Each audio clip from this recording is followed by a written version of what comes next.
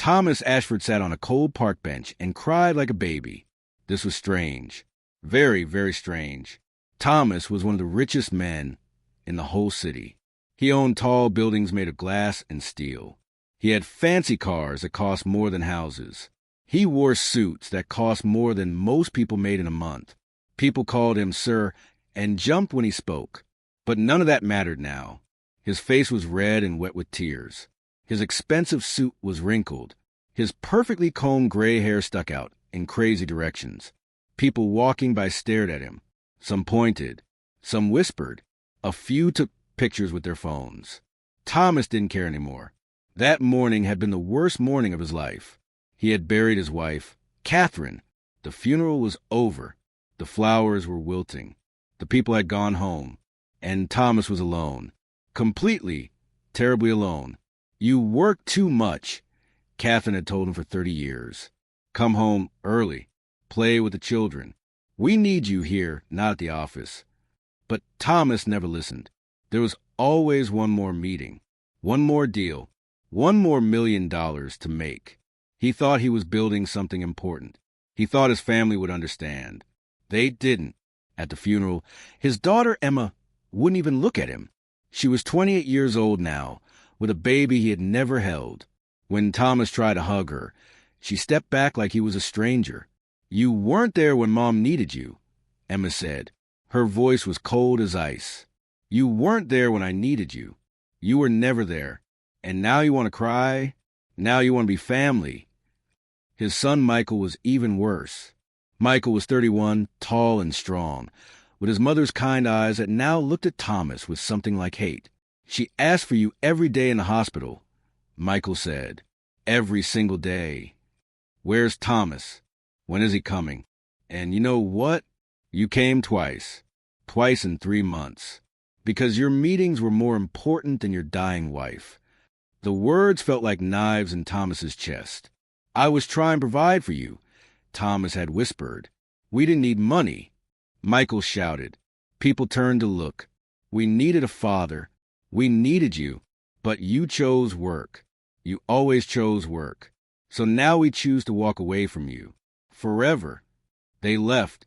Both of them. They didn't say goodbye. Thomas had stood in the cemetery for an hour after everyone left. He looked at Catherine's grave with fresh dirt and flowers. He remembered her smile. He remembered how she laughed. He remembered the last thing she said to him in the hospital. Thomas, money can't hug you. Money can't love you back. Please, please remember that when I'm gone. He hadn't understood then. He thought she was confused from the medicine. But now, standing by her grave, the truth hit him like a truck. He had wasted everything that mattered. So he walked. He walked and walked until he found himself at Riverside Park. 12 acres of green grass and tall trees in the middle of the busy city. The autumn sun made the leaves glow yellow and orange. Children played on swings. Dogs ran and barked. Families sat on blankets eating lunch. Everyone looked happy. Thomas sat on a bench near the pond, and something inside him broke. Broke like a dam bursting. Broke like glass in the floor. The tears came and wouldn't stop. Big, gasping sobs that shook his whole body. He covered his face with his hands. How did everything go so wrong? He was 52 years old. He had more money than he could spend in 10 lifetimes. And he was completely, absolutely alone. His wife was dead. His children hated him. He had no real friends. Only business partners who wanted his money. What was it all for? Mister, why are you crying? The voice was small, gentle, like a tiny bell ringing. Thomas looked up. His vision was blurry from tears. Standing in front of him was a little girl. She couldn't be more than 5 years old. Her skin was dark and beautiful, like warm chocolate. Her hair was pulled into 2 puffy ponytails with rubber bands. But her clothes were dirty. Her pink dress had stains and holes. Her feet were bare, covered in dust. She looked like she hadn't had a bath in days. She was looking at him with big, worried eyes. Are you hurt? She asked. Did you fall down? Thomas wiped his eyes. He tried to stop crying but couldn't. No, I'm fine. You don't look fine, the little girl said. She tilted her head like a curious bird. You look very sad. Did someone die? The question was so direct, so honest, that Thomas almost laughed. But the laugh turned into another sob. Yes, he whispered. My wife died. Oh. The little girl nodded like she understood big, grown-up sadness. That's very, very bad. I am sorry. She stood there for a moment, thinking. Then she did something that shocked Thomas completely. She climbed up on the bench. She reached out her small, dirty hand, and she touched his face. Her fingers were gentle, soft. She wiped away his tears like his mother used to do when he was little, so many years ago. It's okay to cry, she said softly. My mama says crying lets the hurt out, like when you squeeze a sponge full of water. Thomas stared at this tiny child, this poor, homeless-looking little girl who had nothing, and yet she was comforting him.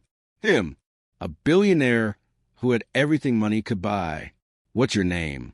Thomas asked. His voice cracked. Lucia, she said, smiling.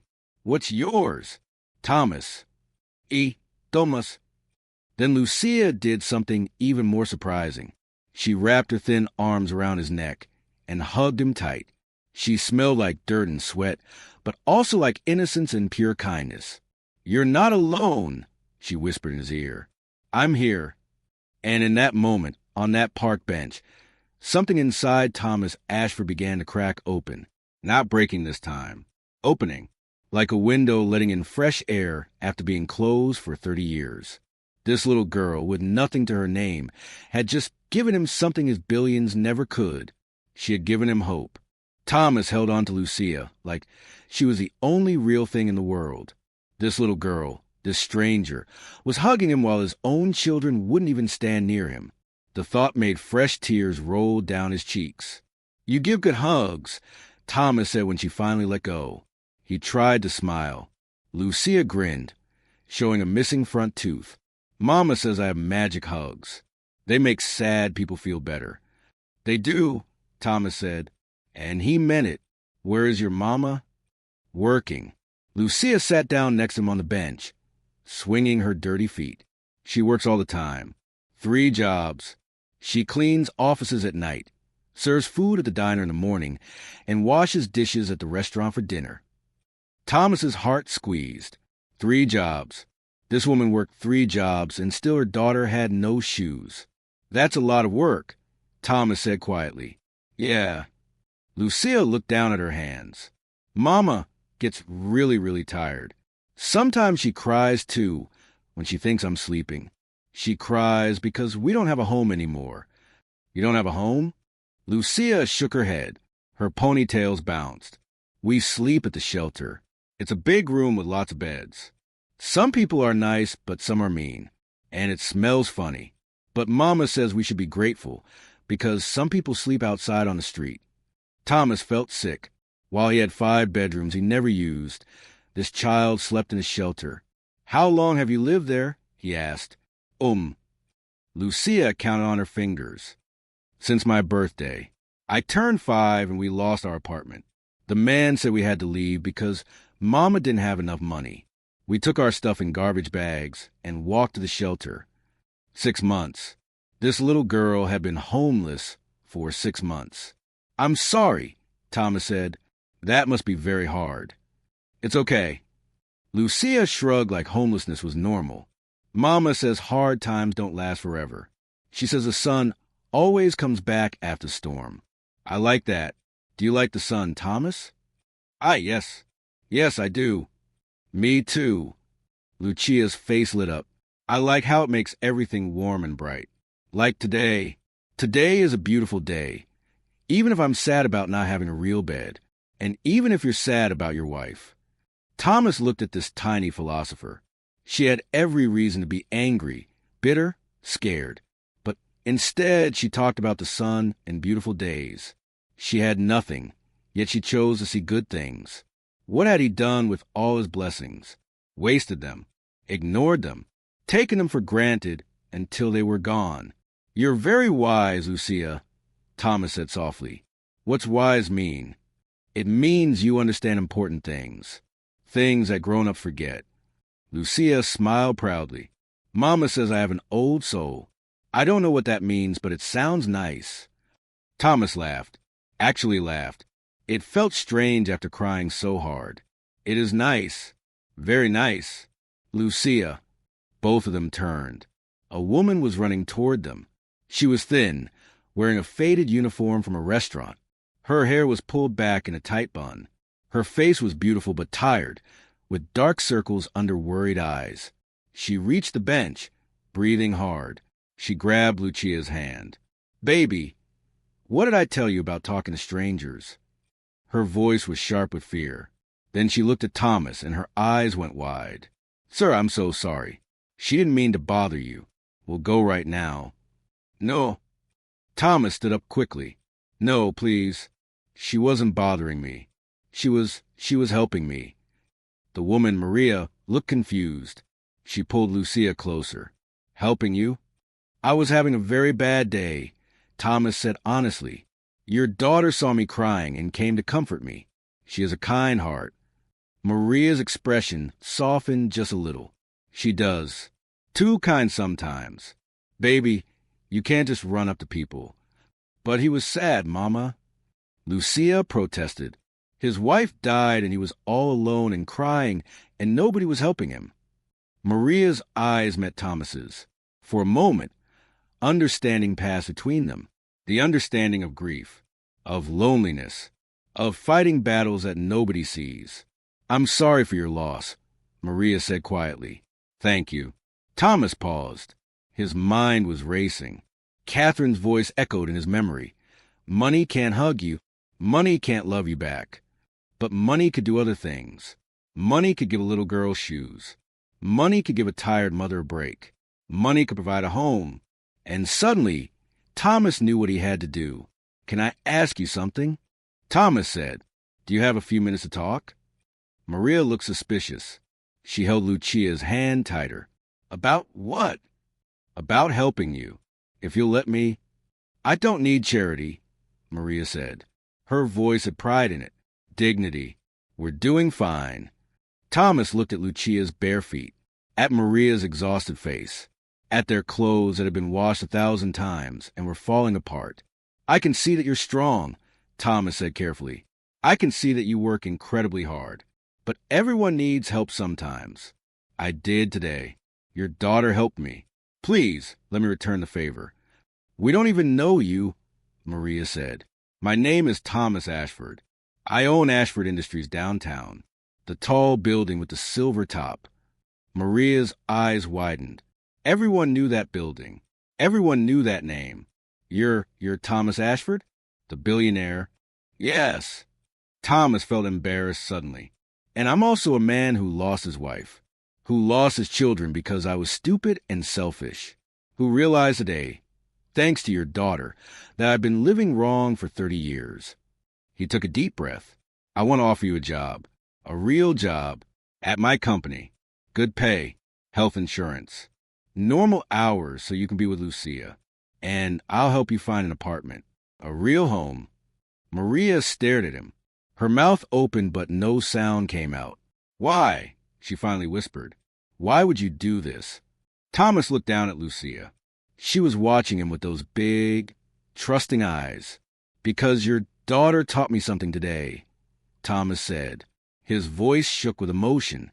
"She taught me that kindness is the most valuable thing in the world. Not money, not success. Kindness.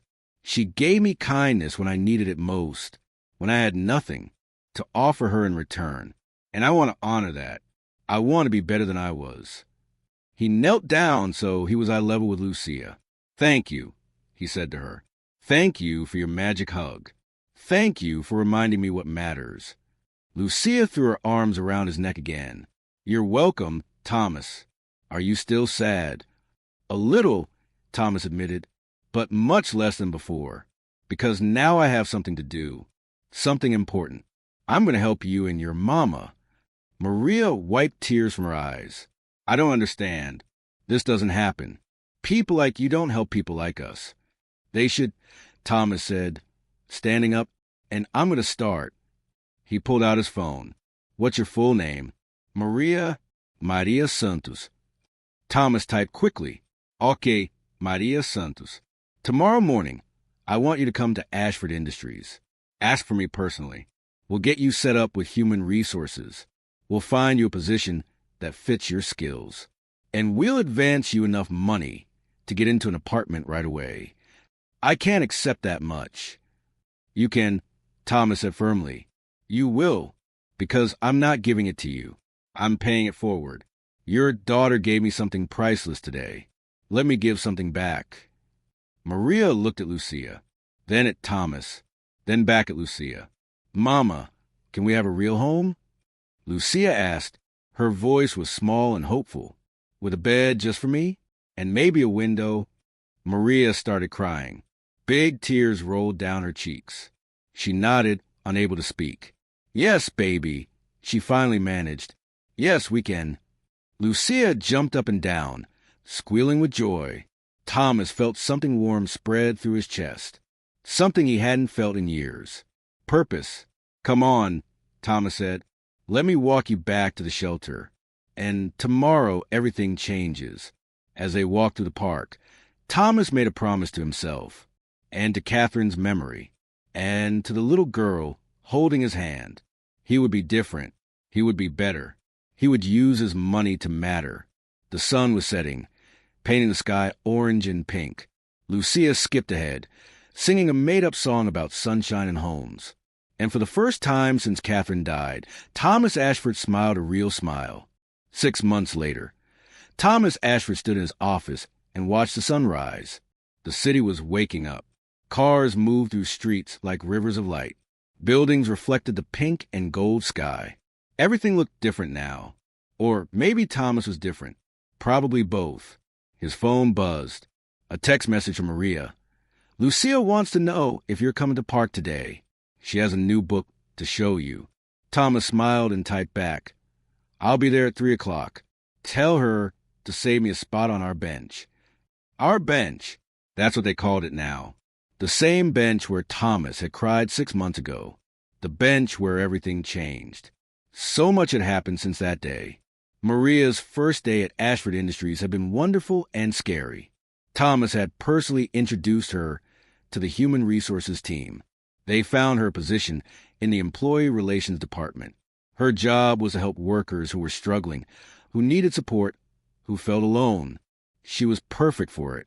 I know what it's like to need help, Maria had said in her interview. I know how it feels to be invisible. I'll make sure nobody feels that way here. And she did. Maria became one of the most loved people in the whole company. She remembered everyone's names. She asked about their families. She noticed when someone was sad or stressed. She helped them find solutions.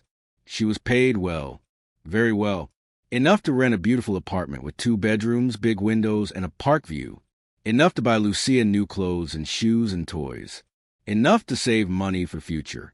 But the best part wasn't the money. The best part was time. Maria worked normal hours now, 8 in the morning until 5 in the evening. No more 3 jobs. No more working all night and all day. She had time to make Lucia breakfast, time to read her bedtime stories, time to just be a mom. I forgot what this felt like, Maria had told Thomas one day, tears in her eyes. I forgot what it felt like to not be tired all the time, to actually see my daughter growing up. Thank you doesn't seem like enough. Thank you is perfect, Thomas had said. You and Lucia saved my life. I should be thanking you. And Lucia, sweet, beautiful Lucia. She had transformed too, not in her heart, that was still pure and kind, but in everything else. She had her own room now, painted yellow like sunshine. She had a real bed with a soft mattress and pillows. She had shelves full of books. She had a closet full of clean clothes and a drawer full of shoes. But her favorite thing was the window. I can see the stars from my bed, she had told Thomas, her eyes shining. Real stars. Not a ceiling with cracks and water spots. Actual stars that twinkle. Thomas had enrolled her in a good school. He made sure she had everything she needed. Books, supplies, a backpack with her favorite cartoon character on it. He even arranged for after-school care so Maria wouldn't worry while she worked. Lucia loved school. She made friends. She learned to read. She drew pictures and wrote stories. Her teacher said she was special, bright and kind and curious about everything. She's going to do amazing things someday, the teacher had told Thomas at a parent meeting. Thomas had gone with Maria, sitting in tiny chairs meant for children, listening to all the wonderful things about Lucia. His heart had felt so full he thought it might burst. But the biggest change was in Thomas himself. He had learned to be present, really present, not just physically in a room, but mentally and emotionally there too. He left work at 5 o'clock every day. He turned off his phone during dinner. He said no to weekend meetings. His employees were shocked at first. Then they were grateful. Thomas started treating them like people, not just workers. He learned their stories. He helped solve their problems. He made Ashford Industries a better place to work. And slowly, very slowly, his children had started to come back. Emma called first, 3 months after the funeral. She had seen a news article about Thomas helping homeless families find jobs and housing. The article mentioned Lucia and Maria. "Is this real?" Emma had asked.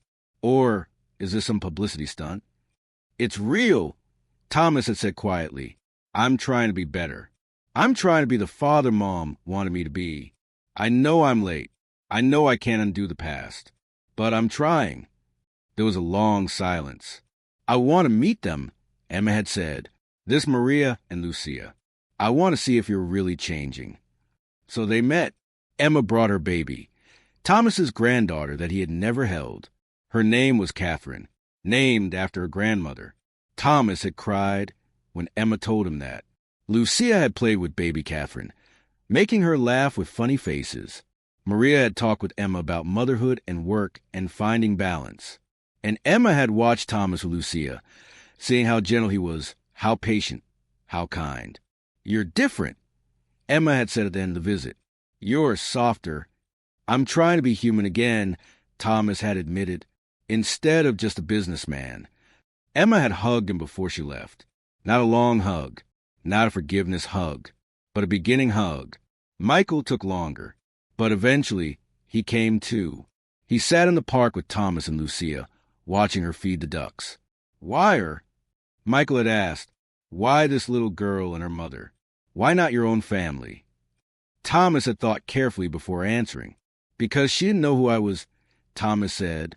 "She didn't know I was rich. She didn't know I could do anything for her. She just saw a sad man and wanted to help. She taught me that kindness doesn't calculate. It doesn't measure what it can get back. It just gives." And I realized I had spent my whole life calculating everything. Every relationship, every minute, every dollar. I forgot how to just give. Michael had nodded slowly. "Mom tried to teach you that." "I know. I was too stupid to listen." "Yeah." Michael threw a stone into the pond. "You were?" They sat in silence for a while. "I'm not ready to forgive you yet," Michael had said finally. "But I'm willing to watch you try to be better. That's all I can offer right now." "That's enough," Thomas had said. "That's more than I deserve." Now, 6 months later, Thomas had a routine. Every Tuesday and Thursday, he went to the park at 3 o'clock. He met Lucia and Maria there. They sat on their bench. They talked about school and work and life. And Thomas read stories. Not just to Lucia. To other children, too. Word had spread. The billionaire who read stories in the park. Kids started showing up with their parents. Homeless kids. Poor kids. Rich kids. All kinds of kids. Thomas read to all of them. He read about brave knights and clever princesses. About talking animals and magical adventures. About friendship and courage and love. His voice got stronger with each story. His heart got lighter. Catherine would have loved this. At 3 o'clock, Thomas left his office and walked to Riverside Park. It was a beautiful spring day. The trees were bright green. Flowers bloomed everywhere. The air smelled fresh and alive. Lucia was already there, sitting on their bench. She wore a yellow dress and white shoes. Her hair was done in neat braids with colorful beads that clicked when she moved. She was reading a book by herself, her lips moving as she sounded out the words. "Thomas." She jumped up and ran to him, throwing her arms around his waist. "You came." "I always come," Thomas said, hugging her back. "I wouldn't miss it for anything." Maria was there too, looking rested and happy. She wore a professional dress from work. "Y Thomas, how was your day?" "Good. Busy, but good." He sat down on the bench. Lucia climbed up next to him. "What are we reading today?" "This one." Lucia held up her book. It was about a caterpillar who becomes a butterfly. "My teacher gave it to me. She said it reminded her of me because I changed so much." Thomas felt his throat get tight. "That's beautiful. Will you read it to me? You do the voices better." "Of course." As Thomas read, other children started to gather. 5, then 10, then 15. They sat on the grass in front of the bench. Their parents stood behind them. Smiling, Thomas read with expression and drama. He made the caterpillar sound worried and the butterfly sound free and happy. The children laughed and clapped. When the story ended, Lucia looked up at Thomas with those big, wise eyes. "Are you still sad?" she asked. "About your wife?" Thomas thought about it. "Sometimes," he said honestly, "I miss her every day. But I'm not as sad as I was. Because now I have purpose. I have you and your mama. I have all these children to read to. I have my own children talking to me again. I have reasons to smile." "Good," Lucia said, satisfied. "Because you have a nice smile. You should use it more." Thomas laughed. "You're right, as always."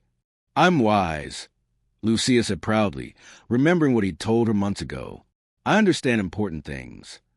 "You do." Thomas looked out at the park, at the families playing, at the sunshine and flowers, at Maria chatting with other parents, at the children begging for another story. This was wealth, this right here.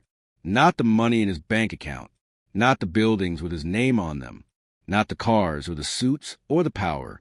This, connection, love, purpose, people. "Hey, Lucia," Thomas said, "can I tell you something important?" "Yeah." "You changed my life. You taught me what really matters. And I want to make sure other people learn that too. So I'm going to keep helping families like yours. I'm going to keep reading stories. I'm going to keep being present. Because of you." Lucia hugged him tight. "You're my best friend, Thomas." "You're mine too, kiddo." As the sun began to set, painting the sky in beautiful colors, Thomas realized something. He had more now than he ever had when he was just chasing money. He had a little girl who loved him. He had purpose. He had forgiveness growing with his children. He had peace. If a 5-year-old homeless girl could teach a billionaire the meaning of life, what could the world accomplish if we all chose kindness? What if we all stopped calculating and started giving? What if we all remembered that people matter more than profit? Thomas didn't have all the answers, but he was learning every day, one story at a time, one hug at a time, one moment of presence at a time. And that was enough. What does true wealth mean to you? Share your thoughts in the comments below. If this story touched your heart, please like this video. Subscribe for more inspiring stories that remind us what really matters in life. Share this story with someone who needs to remember that kindness is the greatest treasure of all. Remember, money can buy comfort, but only love can buy peace. See you in the next story.